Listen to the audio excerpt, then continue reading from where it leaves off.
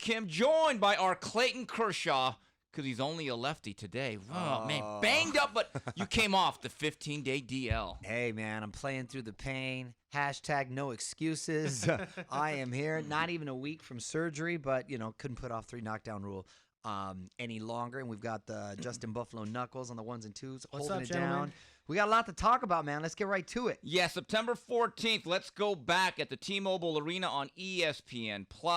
Your linear heavyweight titleist, whatever that means, Tyson Fury improves to 29-0-1, scraping by, and he got cut up by Otto Wallin, but he wins a 12-round decision. And Mario, every fight is a risk. He won this fight. I thought he pulled away late. 47 stitches on that right eye. Ooh. Every fight brings a little bit of damage and risk. Okay, so let me start with the ring entrance, which I thought I love the theatrics. I love the theatrics, and I love that they're embracing the culture. And he, of course, fought over Mexican Independence Day weekend, and Fury's a character, and he likes to have fun, all that. So I think he's doing his part in the entertainment value. Now, like you said, of course, every fight is a risk, but I also think it's a case of Otto was a little better maybe than what we first thought. Provided a really stern test, rose to the occasion to give it his all. The cut was a huge factor. It was obviously a significant cut with so many stitches. I thought Fury towards the end ended up closing it in a solid championship fashion, and he definitely went away with a victory. All these people, as far as I hate when they start using words as exposed or overrated and all that comes out. Fine, let them all come out. Let them all come out. I think it's going to bode well for Fury, and a lot can change when you're in there in cut. That's a huge factor in a fight, so you can't underestimate that. And I'm just glad they didn't stop it, because there was concern that it could have been stopped, and who knows what would happen once they went to the scorecards. But I think he'll even prevail as, not that he needed more experience, but as another fighter with another chink in his armor and get yet another full camp. And I wouldn't get too comfortable if I was Wilder, assuming he gets past Ortiz. Yeah, one thing with Otto Wallin, Tyson Fury told me I wanted to fight him because he's tall. He's 6'5". Here's the issue, though. He's southpaw. Right. And that brings about another set of problems. And early on, and I was there ringside, it was obvious to me that once Fury could not land that jab as consistently as he wanted to against the southpaw, it's a little bit more difficult. I said, you know what? This Wallin guy, first of all, he's a lot more confident than Tom Schwartz. I was told by people that were backstage with Schwartz back in June that for the weigh-in he was petrified. Oh, God. That mentally he shut down and he was going to freeze like the abominable snowman. Otto Wallin, when I went to the ESPN production meeting, he said, you know what, this does not faze me. I belong here. Had a very good corner in Joey Gamache. And I agree. I think Wallin, even though he lost, he won. He'll earn some other paydays out of this. So he's a solid, competent guy. And he had an experience losing, so he didn't know. He went in there with full of confidence. And this is what I do like about Tyson Fury. Was it his greatest moment? No. Is he going to put this on his highlight DVD? No. But against Steve Cunningham in his U.S. debut about 5 years ago, when he faced another quick, athletic guy that he couldn't really corral easily, he started leaning on him. Right. Started using his the body. thigh. Correct. Going to the body, wearing a guy down. And I think he understood by the 4th, 5th round, because let me just tell you something, Mario. In that T-Mobile Arena, it wasn't the biggest crowd, but everyone was there for a reason. There was visible tension, because he said to yourself, this guy's cut, he's bleeding. Are we going to blow this Wilder rematch? Right. And he said, you know what? I'm going to take this into the phone booth, and I'm just going to use my size. That was some savvy, real veteran stuff right there. And that's why I think it wasn't his best performance, correct. However, he did what he had to do to solidify the victory. And I still favor Fury in the rematch. Styles make fights. When he fights Wilder, assuming, by the way, Wilder gets past Ortiz. But I still like him. Styles do make fights. And I think, and keep in mind, he only had 5 weeks to prepare the first time around. He's going to have a full camp. Now, my concern is I want that eye to heal. Right. He did go through surgery. My understanding is he's under the Nevada State Athletic Commission suspension. That rematch, should Wilder win his next fight, which we'll talk about later, is tentatively planned for February 22nd. So that's about 5 months, so you have some time. Also on this card, WBO Super Bantamweight champion Emmanuel Navarrete blows out Juan Miguel Elordi in a flash. Mario, I saw WBC belt holder Ray Vargas there. He told Bob Arum, I want that fight. You know what? That'd be a great fight for the first quarter of 2020 at 122. Fireworks right there. Mario, a lot of stuff going on, and I believe you're going to be there this Saturday night at the Staples Center on Fox. pay-per-view, we have a welterweight unification.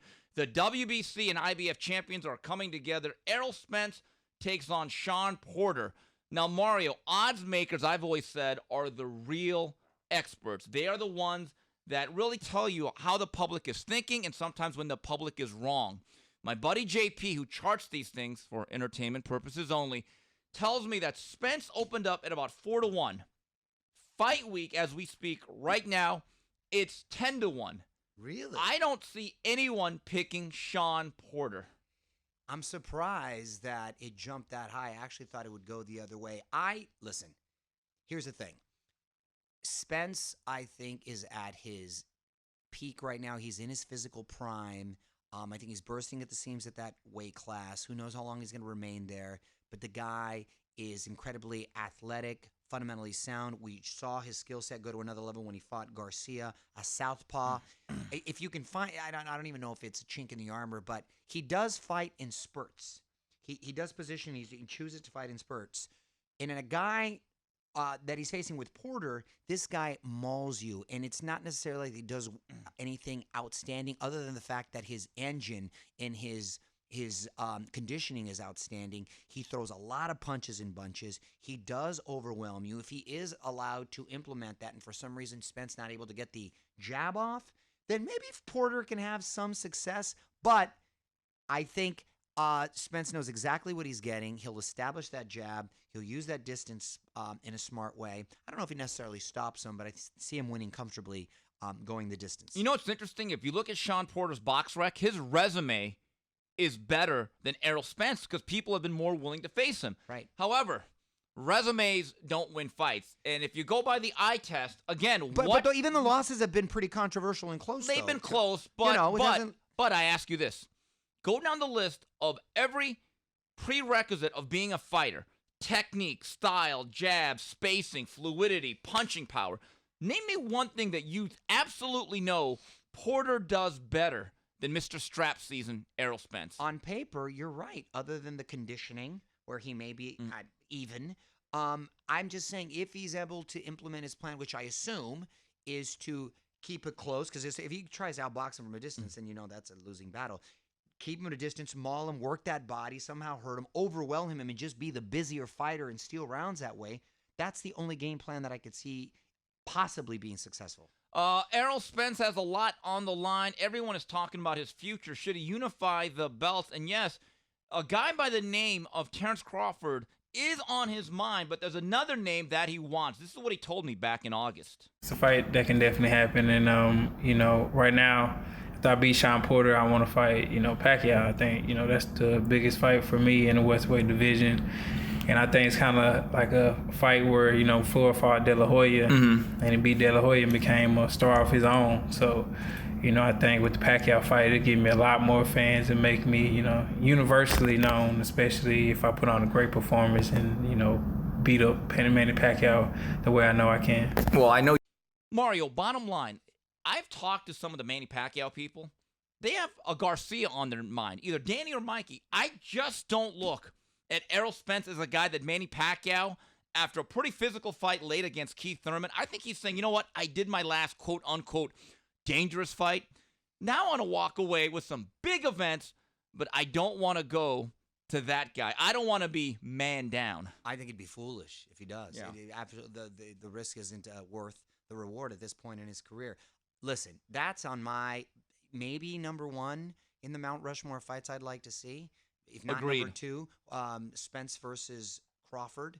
And that's still a pick'em fight for me, to tell you the truth. I agree. I really do. I like Crawford a lot. I think Crawford is a live dog in that. Am I crazy? Live dog. It's funny. Most matchmakers and managers and trainers that I talk to off the record, where they can really be honest, I would say there's a slight majority. Really? They're pointing to Omaha. Yeah. Freddie Roach feels that way too. That's what I say. Except I had to put and because, like I said, all the great attributes, and Spence is great on many levels. I like the kid a lot. But because he fights in spurts, he wasn't able to take out Garcia, who was obviously a great guy. Crawford is a nasty guy, adjust on the fly, ambidextrous, right? Yeah. And he can finish you too. God forbid he hits you. I've seen him face so many different styles. I just think his IQ level and his style is a tough matchup for anyone. In my view, Errol Spence is the southpaw sledgehammer with very technical abilities, and Terrence Crawford is the amoeba, the most adaptable, versatile fighter in the game today. Yep. Now, Sean Porter will not be counted out, and Sean Porter will tell you that he has a vast, successful history with southpaws. This is what he told me after his press conference back in August at the ESPN studios. A lot of people are in for some surprises. Again, I can't say it anymore. He's never been in the ring with someone like me. And you say, well, what does that mean? Well, you've never seen anyone take the action to him. You've never seen anyone keep him on the outside with a jab and move and make him react. He's always made everyone else react, so I think that is the key to beating him is making him react and now allowing him to get comfortable. Okay, appreciate it. So, Mario, let's get to the brass tacks. I think the question is, not does Errol Spence win? I think everyone is shading that way. This is going to be a landslide in terms of prediction. The question is, do you think he stops him? I'm going to raise my hand and say yes. Wow. I think he knocks him out, or there's going to be a corner stoppage, or a referee waves it off in 9.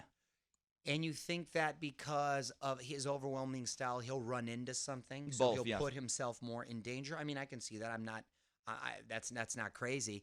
I hesitate only because I thought his power would be too much for like a Mikey Garcia, who was a much smaller man. Wasn't Mikey in a little bit of prevent defense at the end? A little bit too, but you thought he was big enough, strong enough to still sort of overwhelm him and try to take him out. Porter's he's a bulky, stout kid. Yeah. So he's a tough kid to stop. So, and he hasn't been. So we'll see, but it's not crazy. So also on this undercard, Anthony Durrell, takes on David Benavidez for the WBC 168-pound title. This is one of my favorite weight classes. Yes, really good champions, live athletes. You know what? I think Benavidez is a little bit too young and fresh and a great offensive arsenal. Don't know if Durrell has the legs anymore to evade that for 36 minutes. Also, very good junior welterweight battle. Mario Barrios takes on Batir Akhmedov in a welterweight battle. Again, a crossroads matchup. Jose Cito Lopez takes on John Molina Jr. That's a fun little fight, too. It is going to be fireworks. It may not be the greatest skill level, but I think I like to call it calamari. Great appetizer fight before the main entree. Mario, going back a couple weeks, September 14th at the Dignity Home Depot Center in Carson, California. Again, let me make this clear. He wasn't fighting Ike Corte, but Patrick Olote from Ghana.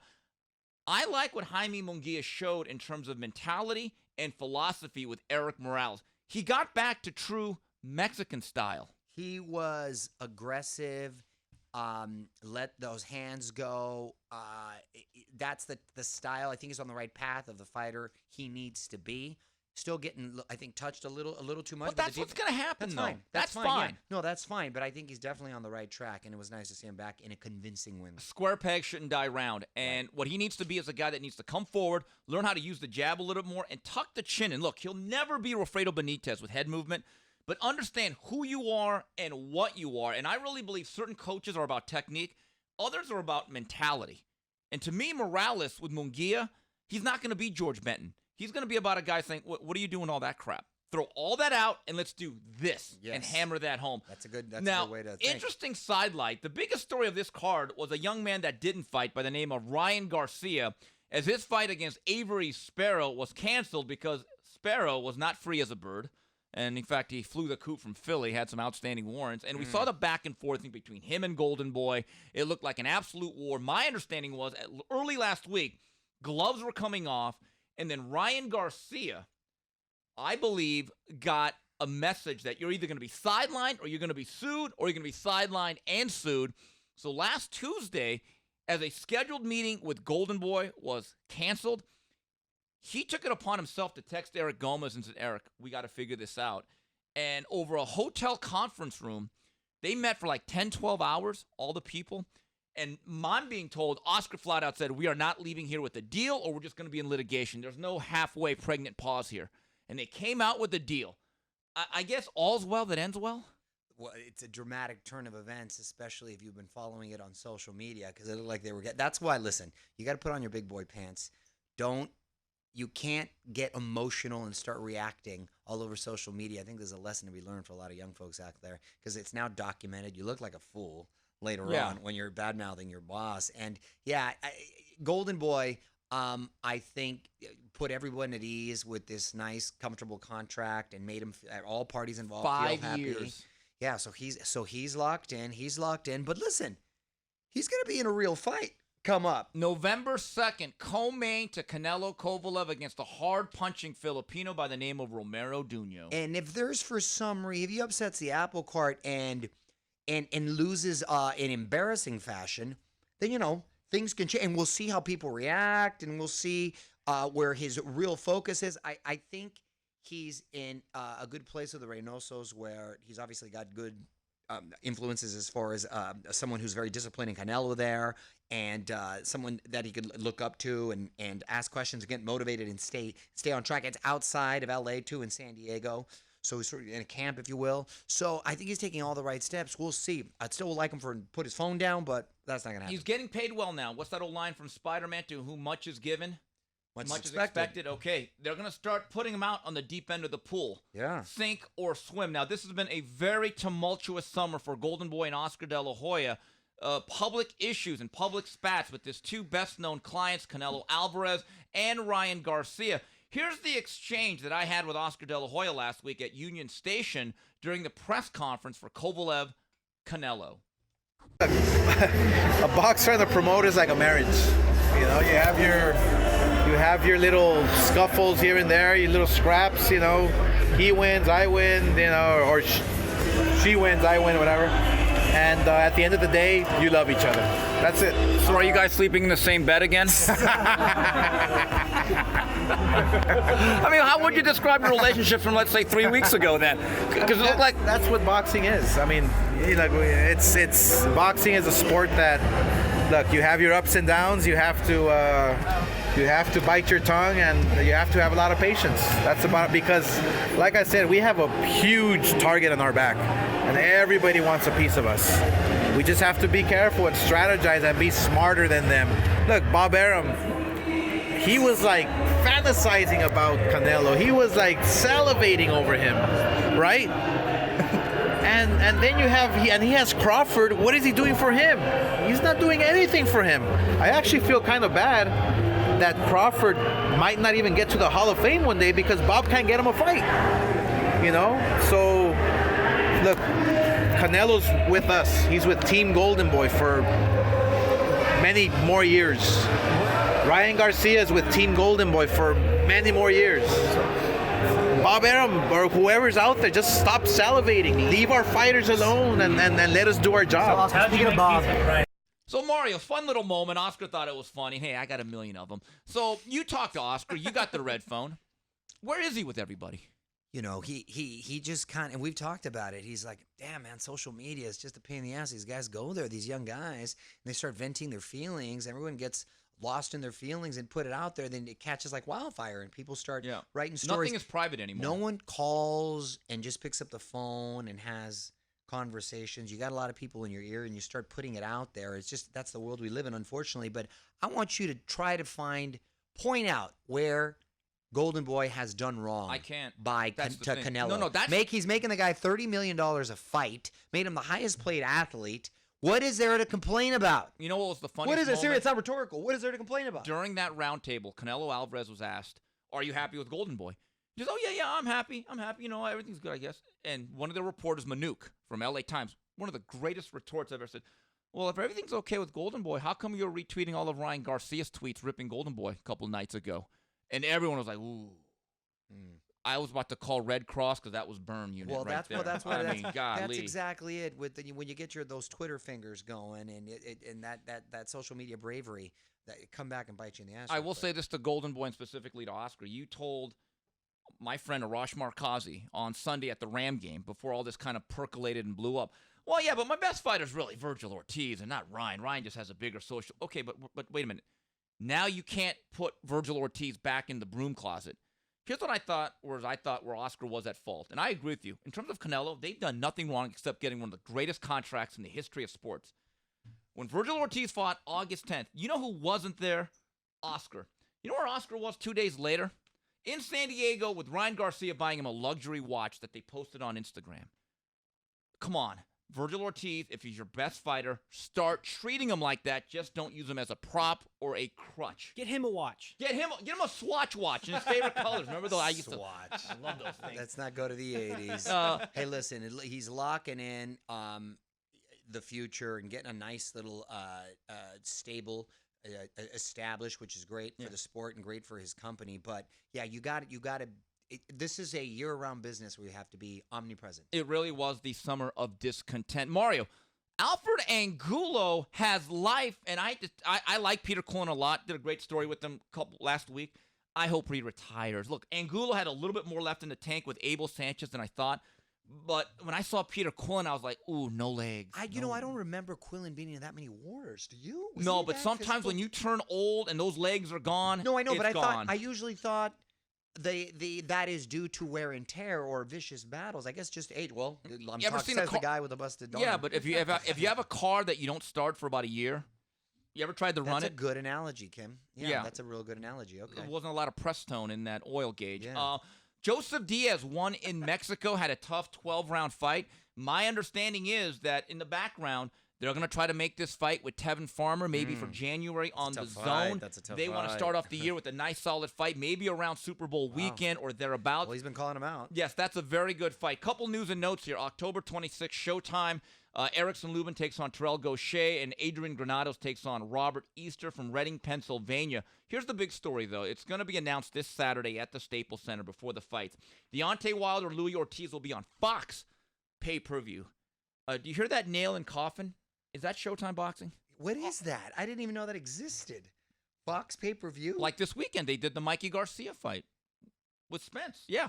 Look, PBC. Yeah, that's true. Yeah, that's right. serving- That was such a while ago. I forgot. You're right. Al Heyman and PBC, they have two networks. Yeah. But it's clear that right now, one of those networks is like Tiffany.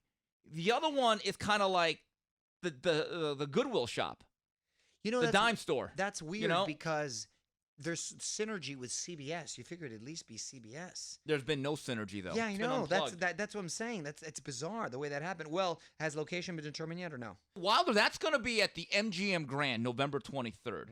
Okay. And it'll be announced officially this weekend. Now, the week after that, on the 30th, and I believe this will be Thanksgiving weekend or the week after, Oscar Valdez will be making his 130-pound debut against Tom Bob Anderson. Carl Frampton could also be on this show. Let's go to the Ask Mario segment of the program. Here's one. Does Mario feel a kinship with Hunter Henry with all his injuries from Jose Jr.? What happened? Dang. Dang, dude, can you believe with Hunter? First of all, not to deviate, but the damn Chargers are Chargers. It's crazy, The Chargers dude. are like Every year. It's like Groundhog Day. Yeah. It's the same movie every year. They get hurt. They have a lead. They're leading into the fourth quarter. Yeah. Then they miss a field goal. Then Rivers throws an interception. I then hear they fumble Gordon's at the coming one. back soon, though, so. Thank God. Are we you can. sure? That's what Schefter's you're reporting right, this morning. But he's not going to come in a happy camper.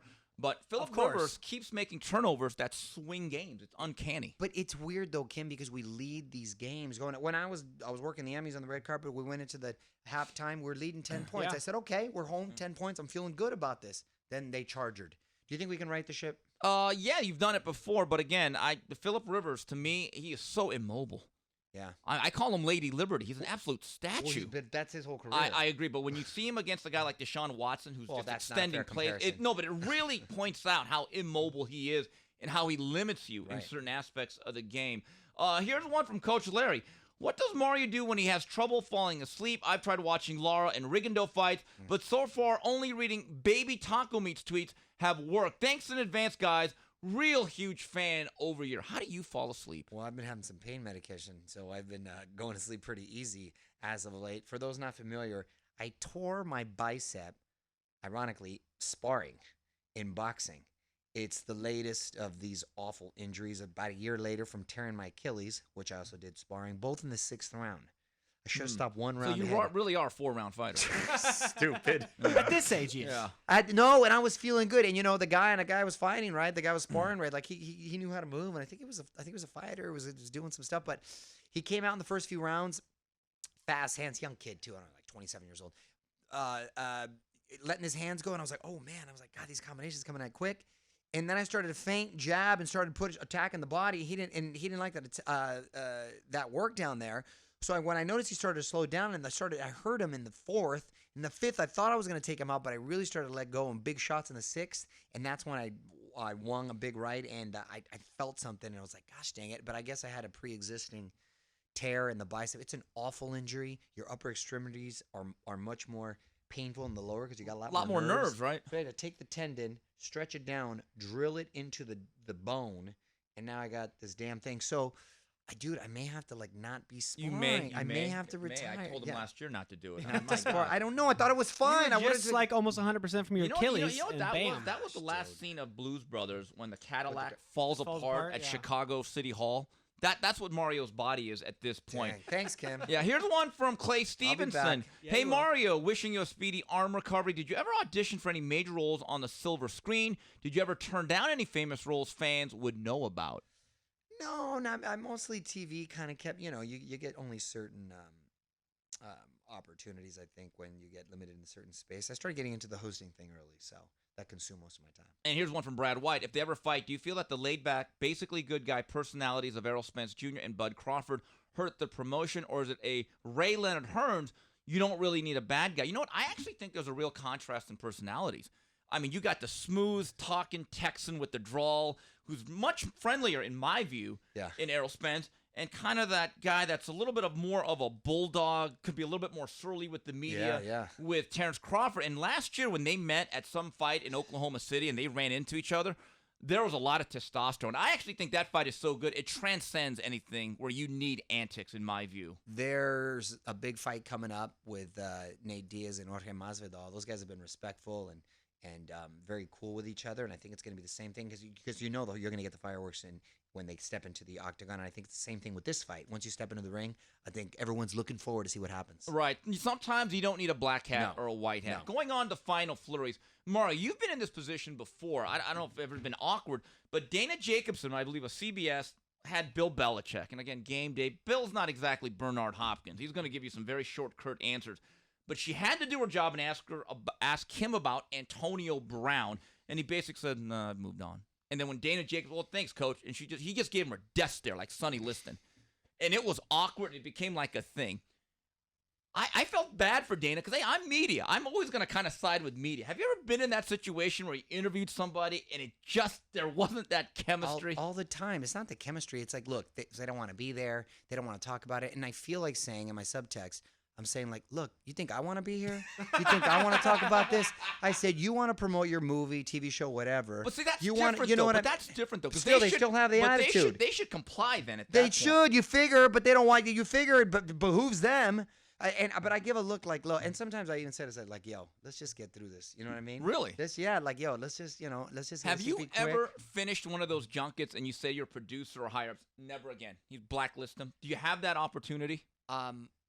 Someone that should remain nameless, yes, a young person. But you get your older guys that you just know are just curmudgeons, like your Tommy Lee Jones, your Harrison Fords. Those dudes are just grumpy. And they're just grumpy. But they're in old, general. so you're like, whatever. That's what I'm saying. Right. So they're old, so they're like, whatever. But Yeah, they're just yeah. grumpy. But even then, you figured, like, can you fake it Yeah. for like 2 minutes? We're Can you promoting your act? movies. You know what I'm saying? Can you act? I know you're a good actor. Can you at least act for or give me like 2 minutes? And That's the this craziest thing. benefits you more than me. Exactly. I don't really care either. But Yeah. you know? If you're the owner of an NFL franchise, No. yay or nay on No. Antonio? Oh, no. Dude, he's a No cancer. AB, huh? He's a cancer, and you don't look as talented as he is. You don't need that kind of unwarranted attention and drama. There's a lot of talented guys out there. That talented, though? Look, His last 6 years have been historically Yeah. good, No, honestly. One of the best I've seen, True. but this is a mess. true, dude, but that's a hot mess. That I don't know what happened. He fell off ever since that Vontae's Burfict hit. That's when it started. So you know what I mean? maybe- He started to act a little crazy. Yeah. So it's just I don't think who knows. You don't want to be worried about a guy. He's gonna have his phone rolling and recording you when you're talking out of pocket or just with the guys, or he's stalking and some other girl that kind of come out with someone else. And now you're complicit. You don't need that mess. There's enough drama going on. I don't think it's worth it. That's me, Now, one last thing. Tekashi 6ix9ine, he ain't gangster. He's snitching. dude. Rest in peace. That's about Rest in it. peace. His rap career. Yes, I should yes. say. His rap career. That's By the way, it. what's he gonna do for another job though? All Dude, those here's the face funny. tattoos. Can I tell? Well, no. Here's the funniest thing. They want to put him in witness protection. How you gonna Oh blend my in God. Got with 6'9" all over his body. He's got all over his face. Face, it's on his Like how arms. you gonna go anywhere in witness protection with that face? Now, so finally, before we wrap it up, the postseason in baseball is about to begin. Ooh. Is it World Series victory or bust for your beloved Blue? Of course. I mean, oh God, look, it's not like I would venture to say it's much more difficult Very. to get to 8 the World teams Series. make the playoffs. Yes. Well, I guess 10 to Well, get one but game. just after the long season, Yeah, I think yeah. it's much more difficult to make it to the World Series than it is Super Bowl. But that's the Patriots, right? It's much more difficult. With that said, if we get there 3 years in a row, dude, I'm pretty dang happy. I've been to game one. Even if you don't win it. Even if you don't win Look, it. I don't want to be the Buffalo Bills of the MLB. Yeah, yeah. But I think this year we can, in fact, do it. But I've said that the last 2 years. Boy, that bullpen still scares me. No, But it does, anyway, it that's does. why you play the game. So, Yep. Mario, I will see you this weekend. I travel to the East Coast next week. We're going to do a show on Sunday from your palatial estate overlooking the hills. So, anyway, on behalf of Mario Lopez and Justin Buffalo Knuckles, this is Steve Kim saying